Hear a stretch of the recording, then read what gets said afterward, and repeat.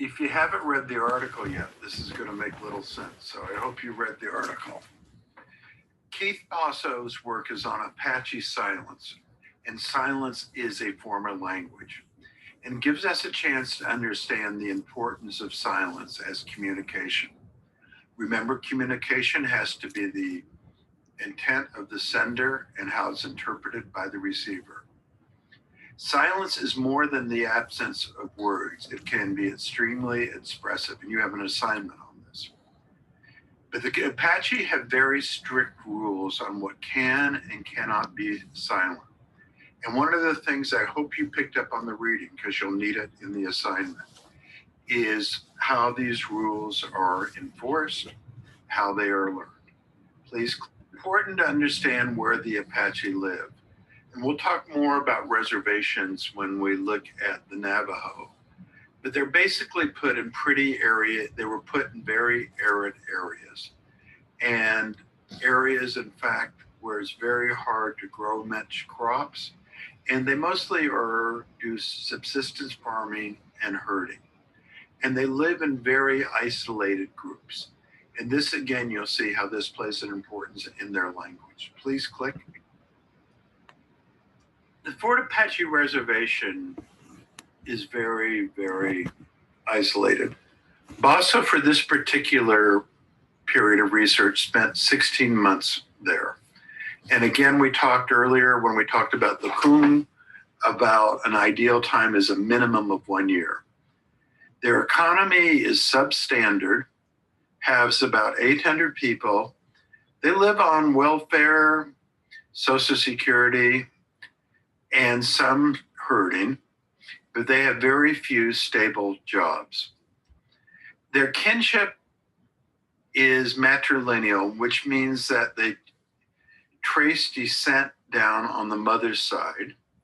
They have exogenous clans, which means they have to marry outside their mother's group, kinship group.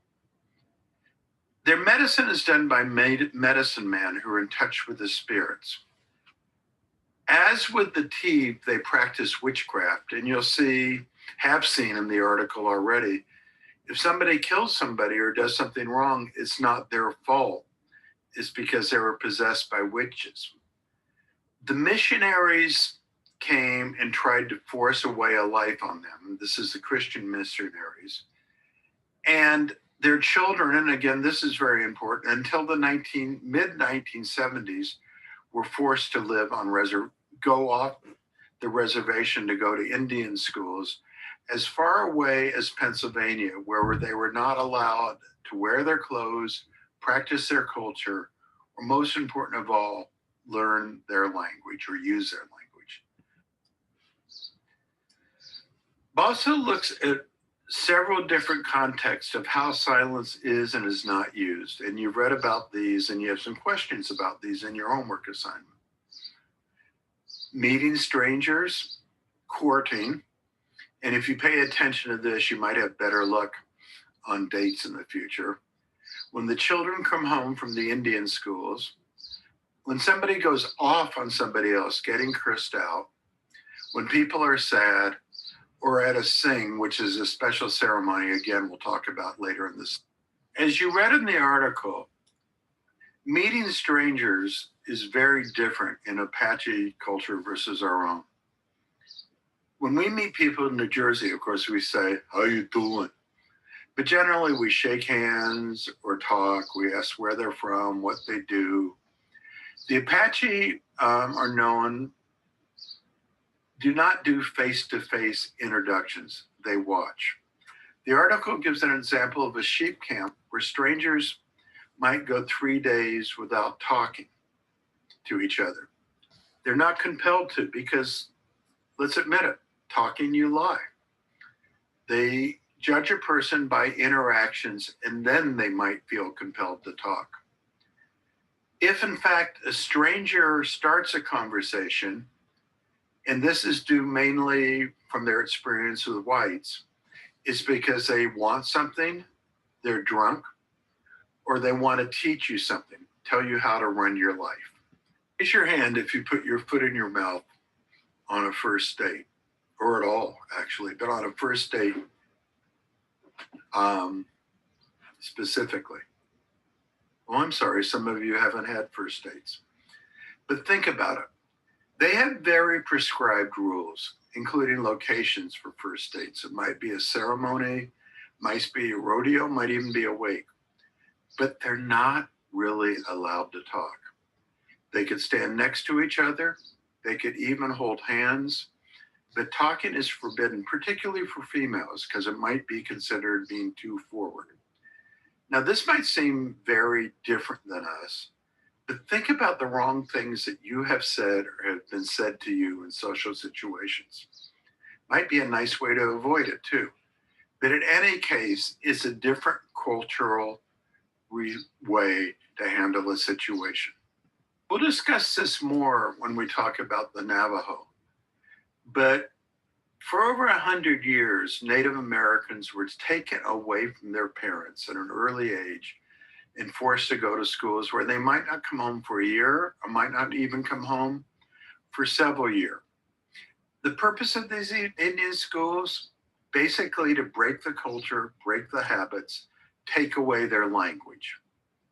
Now, there's an important scene where the parents watch the child when they come home from Indian school, and they watch them maybe up to 3 days. And what they're watching for is to see if the children have changed. And if the children talk a lot, interrupt, then that's a language of the Anglos, of the whites. If they are silent, that means they haven't been brainwashed, according to the Apache. Please click. My guess is we've all been there. Cursing somebody out, going off on somebody, or the other side, having somebody go off on you. And our response in our culture is generally to go back at the other person. And that often escalates the situation. So what the Apache have decided is the best way to respond when being cursed out is to back off. Their interpretation as those cursing, those going off, have forgotten who they are. Any involvement will make it worse. And the person must be crazy, lost means of their senses, lost control of their senses, be spelled by a witch, or drunk. And in those cases, there's absolutely no point. They just wait the person out. And the effectiveness to the Apache, and Basso agrees with this, is that you don't have situations escalate. Please. Who's been to a funeral recently? Either someone you love or to support someone.